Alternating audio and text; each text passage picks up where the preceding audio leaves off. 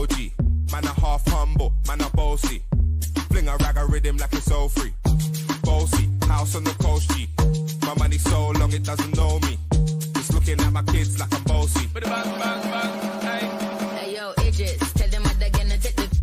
When you step out to that turn up in a dish. Body comfortable, I'm physically fit. I'm brown and sweet, just like the chocolate. Yo, Wiley, them ones don't like me. Other than a pretty with the upper body. Shut down in the city with me bad girl pussy.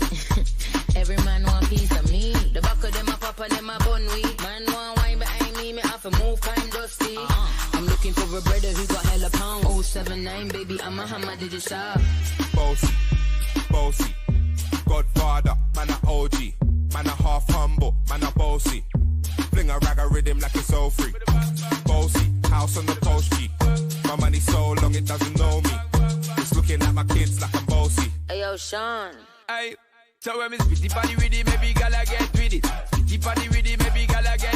When me spitty body with it, maybe gala get with it. Wind up your body and spin it. Girl, when you bubble, that's a trouble. Why you give me this something now? Turn it around and bring it. You're pressing it back on and on. Never push that button, my girl, down, but I can't tame it. Once you broke out and fling it. Once your body shaking up to the limit. Once you wild out to wild it to S to the base, F London and mid on edges. Is it?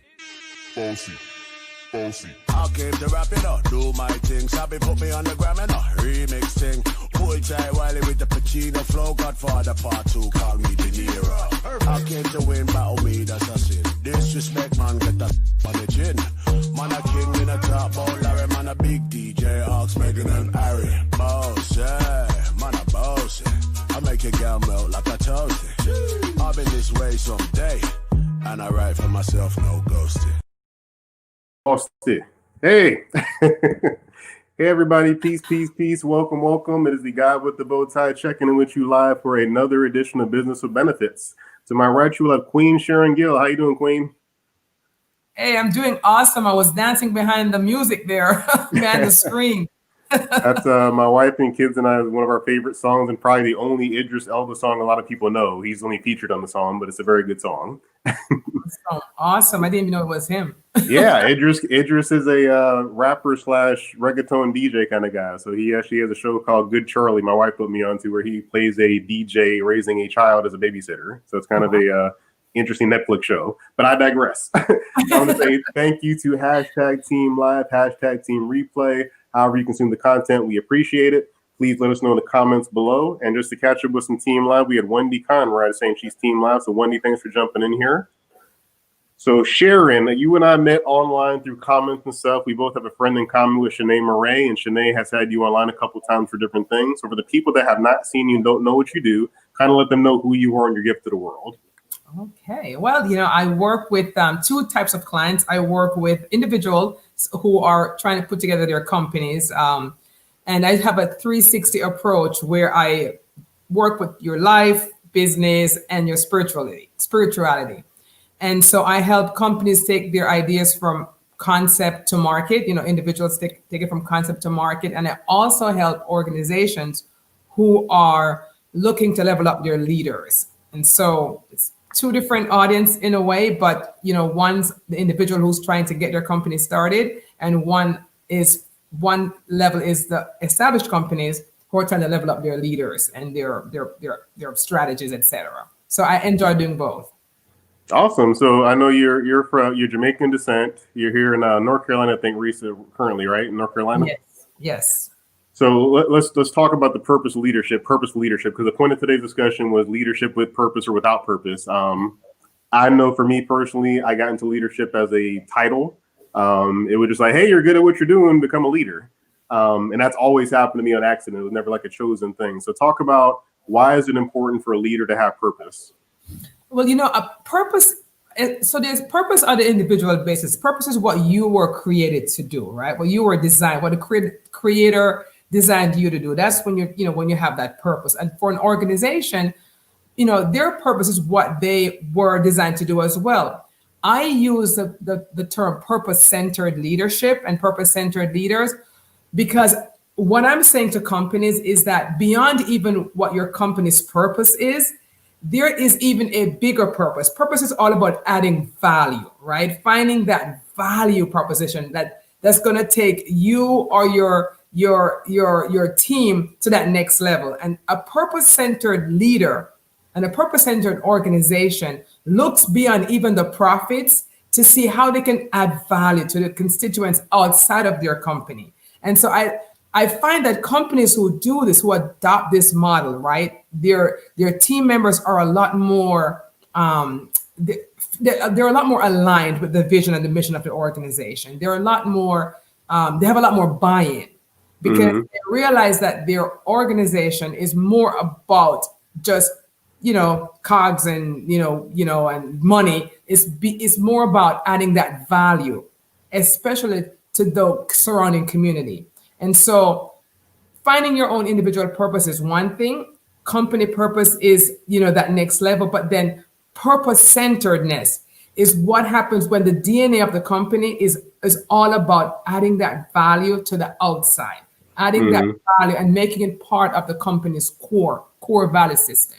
I like to really push that kind of leadership because I have seen the benefits of that over the years, just in business myself.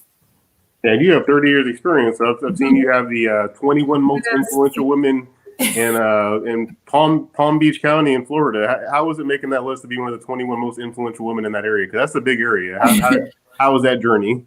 That was a journey. Well, my husband and I started a law firm 20 lots of 20s ago, right? 24 years ago. You see my gray here. I can't hide it, right?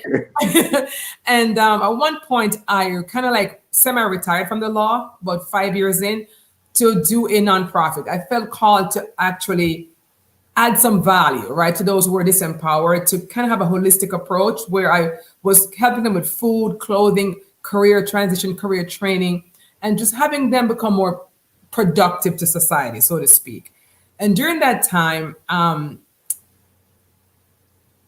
organization was able to literally transform a community. We were, and it made the news. It just made the news because we would see people who are down on their luck, right?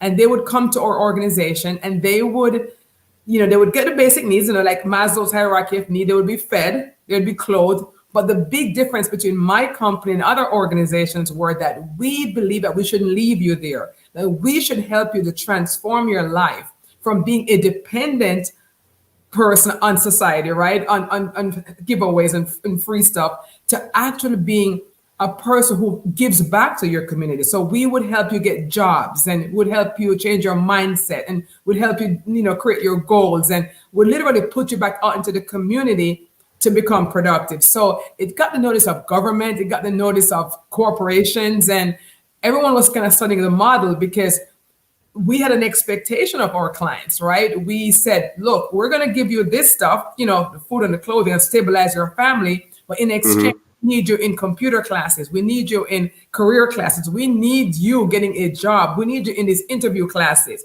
And that's your payment for us stabilizing your family. So it got a lot of attention. And people just thought it was, a unique model. And I just got a lot of press because of it. I got a lot of awards because of it. And it was seen as a very influential model in really turning around a community. And so we helped thousands of families over the years. It was 16 years in the making, but it had a big impact. Yeah. One of the best work I've done, really. Well, speaking of community, you brought some people into the fold here. Wendy said she was dancing to the intro, so thank you, Wendy. She said there's no dancing reaction. Maybe there's a dancing reaction coming, Wendy. I don't know. We'll see in the future. And Chris Wilson, he's Team Live. Thank you, Chris, for jumping in here. And then we had Wendy had a question real quick. She said, where do you start with organizations that have disconnect between what they say their purpose and values are and what they're actually doing? Ooh, this is a great way to start out. Great question, Wendy. And, a lot of companies, like she said, say that they believe in corporate social responsibility, right? It's like a line item. When it starts at the top, I say this to companies all the time. If the CEO doesn't embrace corporate social responsibilities or purpose-centered leadership, it doesn't work. It has to get into the DNA of the company. And that starts with the top, because when the CEO buys into it, then it is going to be communicated from a place of heart and purpose all the way down. It cannot start in HR and it cannot start at the manager level. It must start at the CEO level. It has to be in the company's DNA. And that brings another question that we had in the post was about, making, doing things simply in leadership. Because when you say something like that, there might be 5 levels of management to an organization. So when you think about that, those levels of leadership making it so complex, how does a leader, whatever level they are on, how do you make that simple so it gets communicated down to the end user, whatever level they're on? Well, I talk a lot about priorities, right? And so I had a discussion this morning. Whether you are a one-person show, right, or you are a company, 20% of your activities, right, always brings in 80% of your maybe profits, your benefits. And I just think it's so important that individuals and companies focus on that 20%, because the remaining 80% takes a lot of time and makes our lives very complicated. The top 20%, if we focus on those things, and that should include that, for example, our value system, what we value most, or our purpose. If we focus on that 20% and delegate that 80%, we have more time for important things like what do we value and how do we execute upon that value. And sometimes we spend a lot of time and overcomplicate things by doing 1,000 things when we need to only focus on maybe 10 or 10 things in comparison. So getting simplification has to be intentional. And it sounds weird, right? To simplify, you have to be intentional, but you must look at what you're doing, how you're spending each and every day, and figuring out, am I spending 80% of my time on the 20% return? Well, we got to flip that.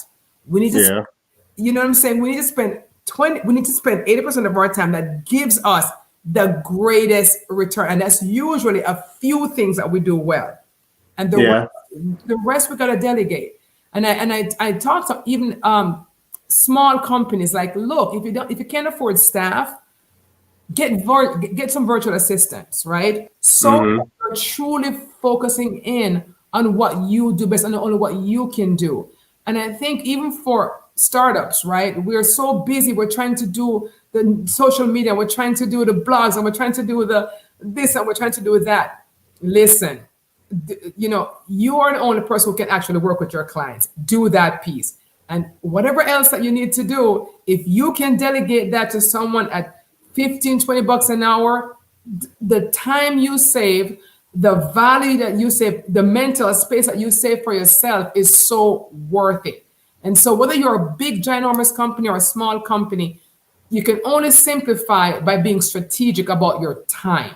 You have to be intentional about those white spaces on your calendar too. You have to be intentional about simplifying. You have to actually be strategic about it. Yeah, that's definitely the probably the hardest part, I think, of when you step into that role, especially when it's the leader that's been corporately made a leader, when it's kind of like a promotion, because you get to be good as a technician at whatever it was. And then they said, oh, you're good at that, now be a leader. And I think that's the challenge that I face probably still to this day, is like the selling part is where I'm good. I'm good at the education and the selling and all that. So when it comes to delegating that, that's kind of a hard separation. Like, but that's what I do. That's the thing I do good. So it's kind of, I think, the challenge for a leader that's come from that way. When I think when you make an organization on your own, like you're saying, like making a company, it's probably easier maybe, I think, to decide to do that. But when you're promoted, how does someone promoted deal with that delegation mindset of like, I don't have to do everything anymore. Let me have somebody else do it. What's the easiest way to help them to turn that corner? It's a real mindset. And again, if you are a manager, right, in a company, there are those people on your team that are your top producers, right, your top performers. And you need to create more of those people, right? So you spend most of your time working with those people to help them, give them more responsibilities for them to actually create more of them. When you have people operating at optimal level, then your work really becomes less. It becomes more effective, but it becomes less. But you have to have the mindset, and which is a struggle in management. You have to have the mindset to create more of yourself. Don't worry about the competition. I mean, all of that stuff. You speaking it up now, Sharon. That's the stuff people worry about. But this is what people worry about, right? Like, if I make you better, then you're going to pass me. Listen, man, don't worry about the competition. Worry about creating leaders, because they're going to make your job better. And you'll always be recognized for creating those people. You just don't know it yet. When you're so much worried about them passing you by, that's silly. If your company does that, then go lead somewhere else. You've outgrown that place. Don't worry about that. Create more leaders to simplify your life and make you more effective and make you go up, the ladder some more. And a lot of managers miss that. They become competitive with their team. And that's just, everyone loses with that. Everyone loses with that in that case. Yeah, and unfortunately, you see that in like the Fortune 100 companies a lot, where people are worried about losing their job. But I think it's much to your point that if you're making them better, you can probably focus on bigger boulders. Kind of when you think of the book, The One Thing, they talk about putting boulders in and then put the sand later. If you can get your boulders done, then maybe more of the big things will happen. So you still elevate where you wouldn't look like you're losing out. But exactly. Wendy had a quick comment here. She had the DNA of the company. I love that. And then Nadal said, the guy with the bow tie rush. Thank you, Nadal. I appreciate that. Floyd said, focus on the 20% and let the ripple effect work the 80%. Smarter, not harder. Yes. And Martin said here, true, be strategic. Yeah. And this is a good point we had from Dr. Barbara Sweeney. The whole purpose of leadership to develop other leaders. So that's not taught, I don't think. I mean, nobody thinks about leaders make more leaders. When you think about the way we see stories and movies, the leader is the victor and the one that saves the day. There's no talk in a movie or a TV series about the leader making more leaders. So if we're inundated with this as children and young adults, we're inundated with that theory of the leader saves the day. How hard is it for you to change that mindset to your job is to make more leaders, not to be the hero? Good question. And the reason why you see those in movies is because that used to be what leadership looked like, right? Top-down, autocratic. That used to be. It is changing because that model does not work anymore. And the Gen Zs and the millennials have actually forced that model to be put aside because they don't want the autocratic leadership, right? They want this participatory stuff. And that's really what's effective. We've heard about the servant leader model, right? Which is a good model where the leadership is more of serving the team. And that's a pretty good model. But beyond servant leadership of serving your team is leaders getting proactive of creating more leaders. And that's a lot to do with bringing in leadership trainers, right? And that's why I talk a lot about the DNA of the company, because if the CEO doesn't have this mindset, it's not going to happen, right? But the CEO has to have the mindset where, look, I want a company where everyone leads. Daryl, you probably see this a lot on social media, and especially on this platform where they talk about people leaving managers, not your company, they're leaving your managers. Yep. I'm a leader. If I'm a CEO and I'm having this big turnover rate, there's an issue, right? Yep. Managers need to be trained. We used to have this distinction between leaders versus managers. I don't buy it. Okay. Managers are also leaders. As a matter of fact, they're leading more than the top leader. They're in charge of the people. Yeah, the front line, yeah. The front line. And what leaders have done in the past, the old model was like, let's get the executives trained and the C-suite trained. And these managers, they're supposed to execute on what we say. What happened when we did that was that these managers weren't trained. They were promoted from the ranks because they were maybe good at what they did, but they were never trained how to actually manage or lead people. They were managing the process. They were managing the time clock. They were managing the time sheet. They were managing the books. They were managing, managing things. Yeah, not people. Not leading people because they don't have those skills. So that's where we need to attack, right? Corporations need to attack that middle manager spot and get out of that old paradigm of these are just managers. They're leaders. That's a whole line of people that you can create and turn into more leaders and incentivize them to create more leaders. And what do I mean by that? When I ran my law firm, I incentivized my managers, right? That if I am not seeing people grow on your team, it's going to affect your appraisal. So they were forced to develop people because their money depended on it. In the past, we incentivize people for numbers and this, numbers but we didn't incentivize on people development. If companies would change that paradigm again and incentivize their managers, their leaders on developing more leaders, you would see an explosion of leaders because it's going to come down to, okay, how am I going to get paid? And that's what I did. I incentivized my team on creating winners on their team, leaders on their team. And I put the money behind it. I sent my leaders to leadership training. I myself taught a lot in my own company, but I wanted them to tell me on their performance review. So who did you bring up and why? And I want to see that person operating in that role, in that leadership head, because that's how your company really grow. We try to grow a company from the top up. You got to grow a company this way, getting more leaders, because leaders lead and they innovate. And that's why we have this rise of entrepreneurship now in some companies where we're allowing people with that mindset of an entrepreneur to take those risks on the inside of our company where there's not much risk to them, but your company benefits because you're getting these bright ideas. Right. Who came up with Gmail? That was from internal people. It wasn't from the top. It was the people here in the middle. But they were incentivized and they were given that opportunity and they were given the autonomy to go create. You don't have to be Google to do that. Yeah, and I think it's important to realize that everyone's a leader to some regard in the company. I think back, my wife, was a school teacher, and then some of the times it was like she was leading, but she didn't know it, and changing the culture. But in the school district mentality, a leader was always the principal or the curriculum chair. It was never like the teacher. And we would have talks about it, like, you're leading these people and changing things around here, whether you know it or not. But it's that mindset, like you kind of said, of the entrepreneur that people don't think about. I can lead right where I am without having to have the title. And I think that's a good thing to have that happen because it has innovated a lot of company changes. Yeah. And some comments we had come up here. We had Troy said here, great leaders always want to duplicate themselves and more effective leaders. Definitely. It makes you get more done. Yep. And Barbara said that has a lot more to do with the leaders they see themselves. If you're in competition with your team, your level of self-awareness is at a deficit. I agree with that 100%. I've never, thankfully, my team likes to work with me, and I've never looked at any of them passing me. But I know with my days coming up, I didn't want to lead at first. I knew I was self-aware, like, I don't know how to teach anybody what I'm doing yet. I barely know what I'm doing. So my mentor said, hey, you can go if you want to, but I don't think you're ready, but go ahead and look. And I appreciate that because I knew personally, like, I'm not ready. So do you think people should do that more when they're at a position where it's like promotion time's coming? I understand there's more money behind it, but should people kind of take a second look to think, am I ready for this before they set themselves up for failure?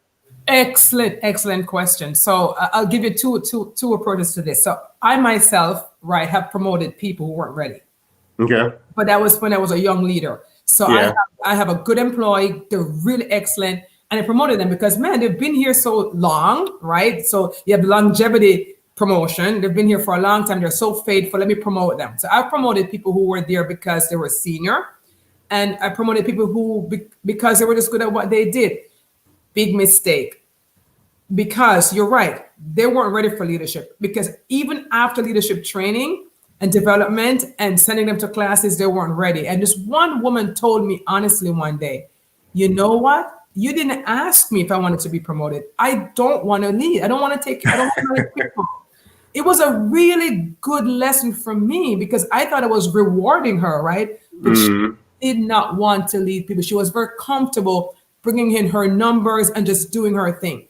So you have that. So that was the responsibility of me. I made a wrong move there. I learned after that, though, to have those conversations. Are you ready for your next step? Do you think you need some training before you get to that next step? Should we start to put you out there? And those conversations are so valuable because people aren't always ready. Now, you're a person who was promoted and you like being promoted. Then the question is, what are you doing to develop yourself? Yeah. Here's what a non-leader do, right? So you get promoted, you're not the sharpest leader. So you got promoted, but because you might be a good worker or a seniority. But here's how you know if you're a good leader. You know what you don't know. So you go and get that information. There's so many courses and classes and free workshops and paid one and books.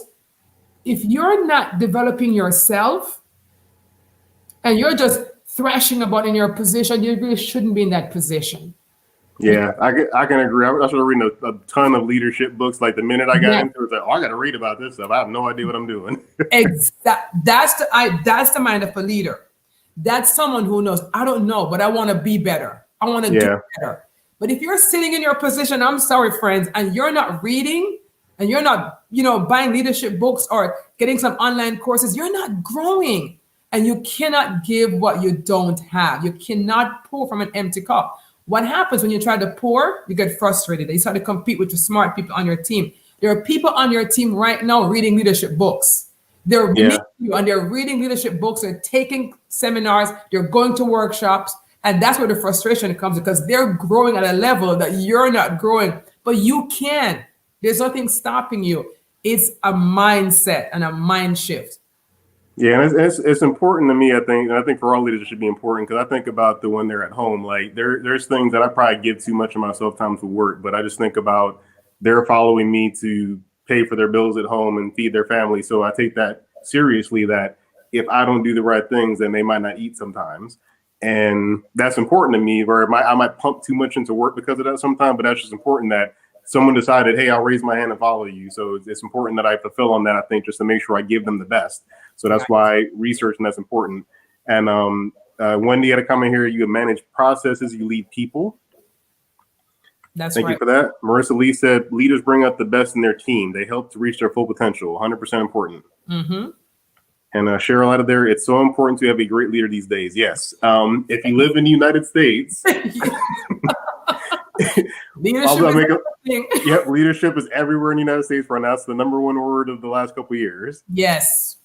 And real quick, we had a question on here from Kelly Blackman. He said, since the way of thinking has to come from the top, how do you incentivize leaders to change the middle management paradigm? That's a great question, and I'm going to give you a hard answer, Kelly, because so you have the bigger boss, right? Who is actually the problem, man or woman? And this can be tough. If you're working in a company where the boss has blind spots, right? They're the problem.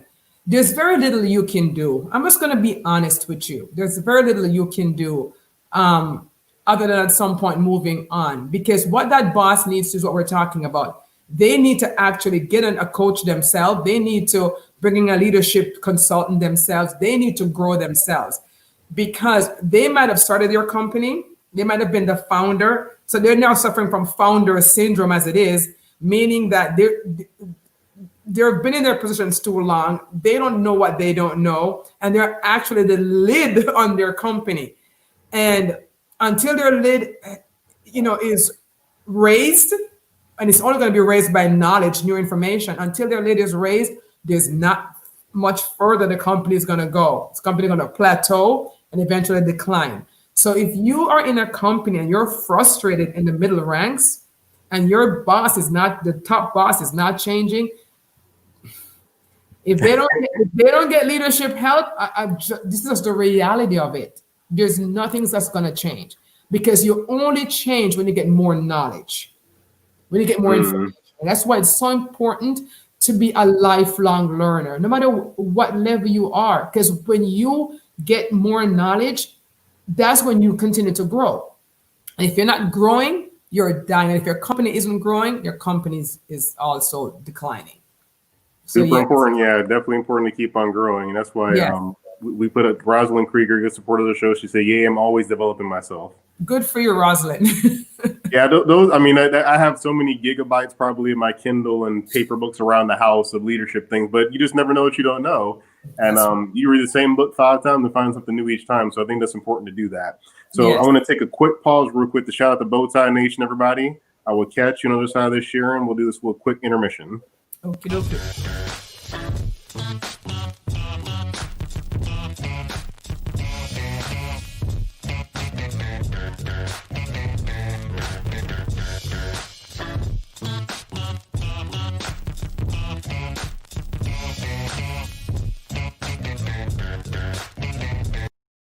Times for life. All right. Rusty, you're a part of Bowtie Nation. Thank you, Rusty Foster. Guys, check him out. He actually has Bowtie in the name of his business. So check out his profile, put it in the comments. Rusty Foster, you're part of the Bowtie Nation. I appreciate that. So quick gear change. I know you and your husband had a video you guys did about mission versus vision. Oh, yeah. This is a thing that people get mixed up all the time. And I wanted to ask the audience real quick about this as well. What do you think is more important? I'm going to ask you this as well. I know you and your husband talked about this, but the video is a couple years old, I think. What's more important to you in today's day and age, mission, vision, or are they equal? I'm a visionary. So I think they're both equal, but there's a quick difference. Vision is a picture of the preferred future, right? Mm-hmm. And it's very important to have a vision at all times. The Bible even says, without a vision, people perish, right? So if you don't have something that you're reaching for, yeah, again, I believe so much in growth that I always want to be stretching for something. So vision is important.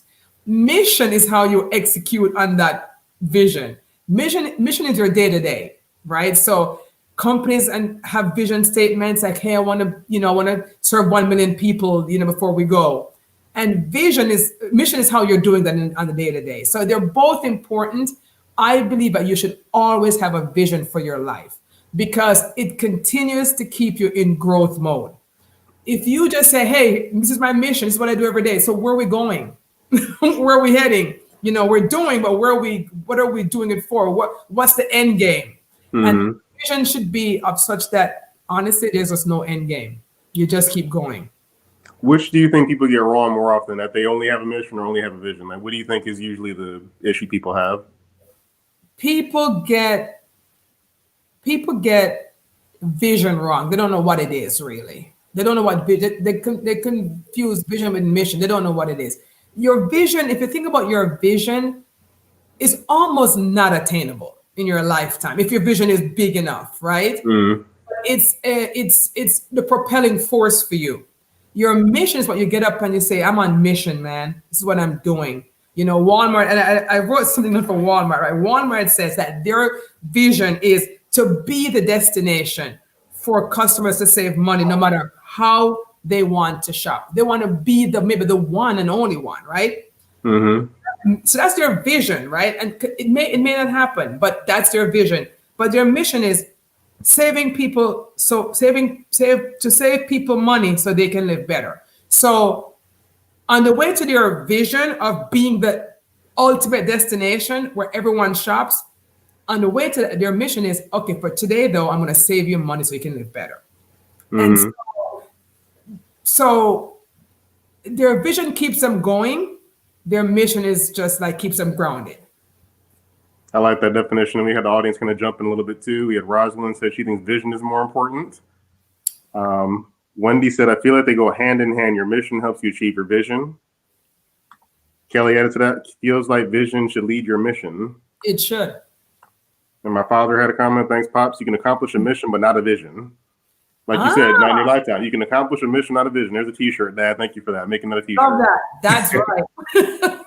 And Rosalind added to that, but you had to have the vision first. So they're having a little debate there in the comments. So yeah, and I think that makes sense. You gotta have the vision first. I think people, and I fall victim to this sometimes. Like I have the mission, the day-to-day going, but forgetting the vision is easy for me to forget the vision because I get good at the day-to-day operation. So with COVID, it sounds like Walmart changed their vision because they never said before this, no matter how you want to shop.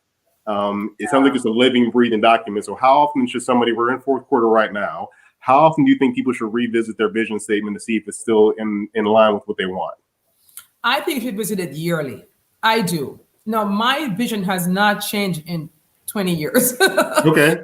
But I think whether it's individual or company, you should visit that mission and vision yearly, especially your mission, how you're executing it, because things change. Like, for example, how we did business before COVID is not how we're doing it now.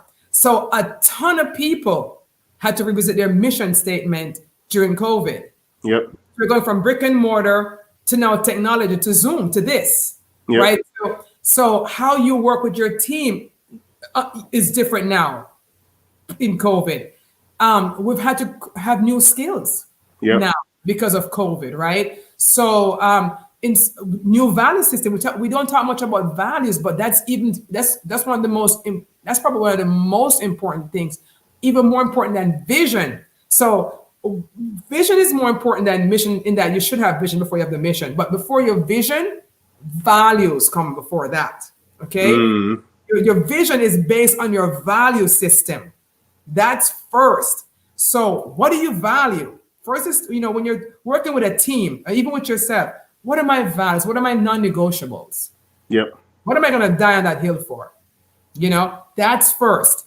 When you can identify your values and feel them here, then you build your vision on that. This is what I value. It's what I'm going to die on the hill for. This is my value system. And then your mission comes after that. So it's values, vision, mission. And so it's like a little pyramid structure. The values, the foundation for it.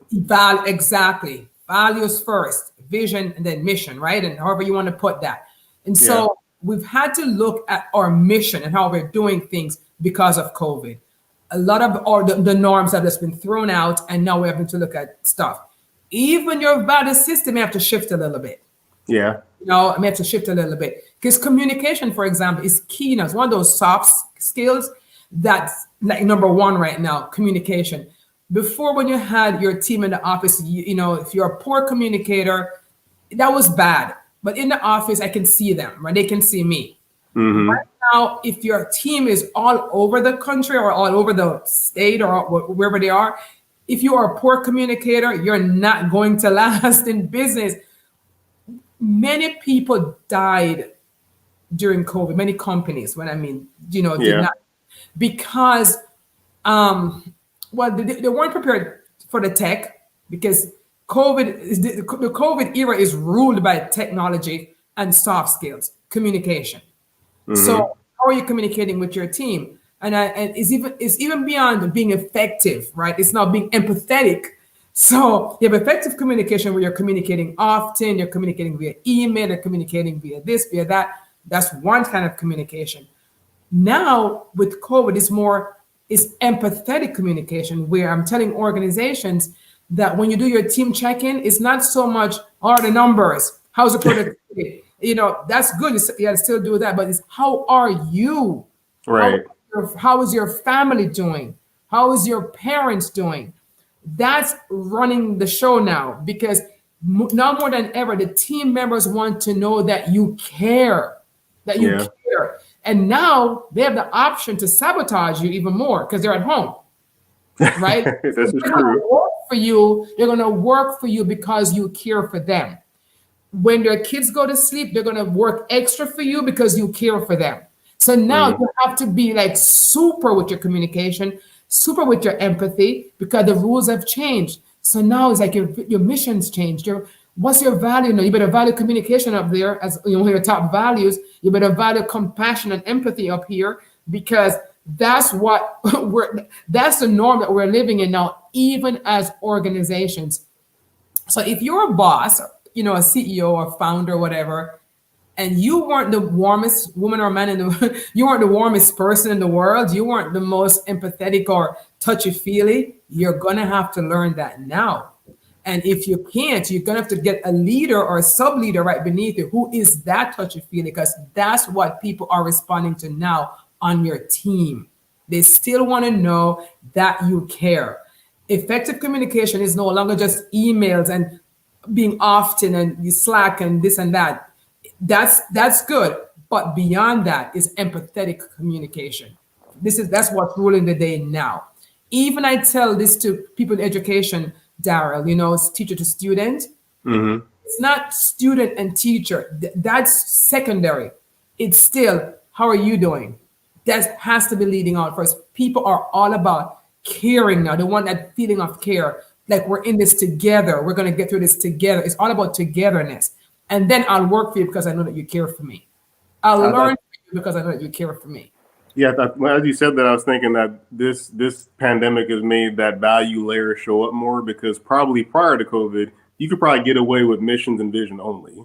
But now, like you mentioned, like I'll fire up an email at midnight or something, and I'll think about it, but then I won't call somebody. And then that's that value piece, like the human connection that I find myself sometimes having communication with people like, oh, you could have called me for this. I'm like, yeah, it's just an email just to find something out. But there's that human element component that the value side has to be there so that you can actually have that communication. Because prior to this, I'm sure value wasn't a big deal in your work as much. It's right. Important. Let me say it was important, but now it's like critical because if your value's not there, then the mission is flawed, or the value's not there. The vision is just totally about sales and nothing about the impact on the planet.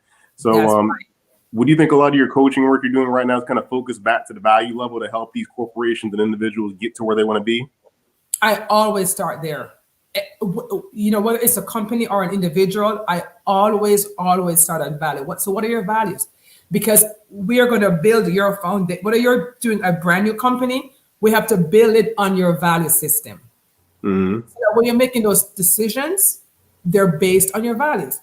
You know, if you value integrity, then you're going to be a truthful company, right? Right. It's going to cost you. And we talk about, you know, I love to talk about the Tylenol story back from, you know, back in when they had that cyanide issue.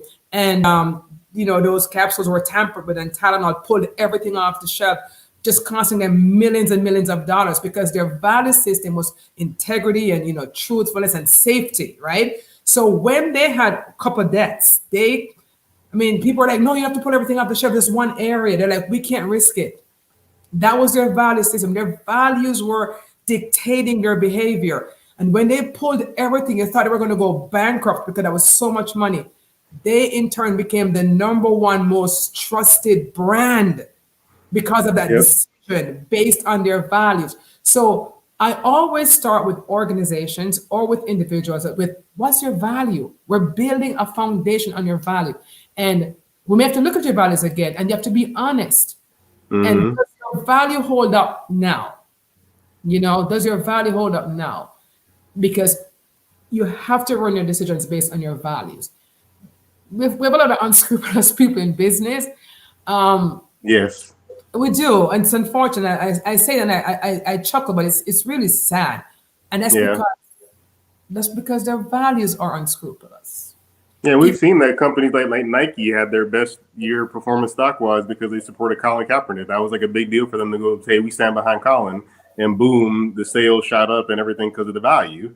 Exactly. They had a mission already. They had a vision, but that value of supporting other races and humanity made people support them. So I think everybody here watching this, if you haven't got your values figured out, I think Sharon has got the message across to you that you need to make your values be your priority in fourth quarter. Because we're all in planning mode right now. Well, let me say we're not all there. You should be getting into planning mode soon for next year. I'm already thinking about how 2020 has been a dumpster fire. So how do we get things better for 2021? So as you think about those things for next year, kind of make sure you plan your values and then you get to your vision and your mission to make a clear path for that. Yes. Sharon, I know you're busy running all over the place. I'm going to be respectful of your time. But if people want to learn more about the work you do, whether they're an entrepreneur or a small business or a leadership team, how should they get a hold of you and why should they? Well, because if you are an individual, I'm going to give you a 360 approach, right? Because I believe that you come with your whole self to whatever you do. So you have a mind, you have spirit, and you have, physical. So I am going to work with your mindset. I'm going to also work with you about your emotions too. And I'm going to give you the nuts and bolts, how to take your idea from concept to market. I have all the tools because of my gray hair and my 27 years in business. And if you're an organization that really wants to level up your leaders and, just look again at your strategic plan, your values, your vision, your mission, that's my passion area. And I can help you look at it and perhaps tweak it. And I can certainly help you, grow your leaders, because when you grow your leaders, you're going to grow your organization. And so the best way to find me, LinkedIn, or my website is SharonGill.com. There you go, Darryl. I'm gonna do my YouTube fingers. Go to the website below in the comments. Yeah. Thank you, Sharon. I appreciate this conversation. And so make sure purpose is important in leadership. This word leadership has been used more this year, I think, than any other year because of obvious reasons going on with businesses and politics. So it's important to focus on that. And my last political play, early voting is pretty much started almost anywhere in the U.S. right now. I know Georgia started last week. North Carolina, you guys were a couple weeks ago, I think, right? Yeah, I think we started last week too. Okay, last week. Okay, so most everywhere is there. I think Alaska starts today. So Alaska is one of the few places. That's why I wasn't ready. But if you have not voted yet, go vote. If you feel comfortable with the mail, do that. If you don't, go in person. If you go early, it's not that bad. I'm gonna yell at my dad. He's in Virginia. I think early voting started a while ago. Dad, go vote. Everybody, make sure you participate in this democracy, this experiment we have called democracy. Make sure you participate. And please be safe, wash your hands, share that information with a friend. If you want to reach out to Sharon, go to her website, go to her LinkedIn, and she's on other socials as well. We will catch you guys next time on Business with Benefits, and please be safe. Thank you.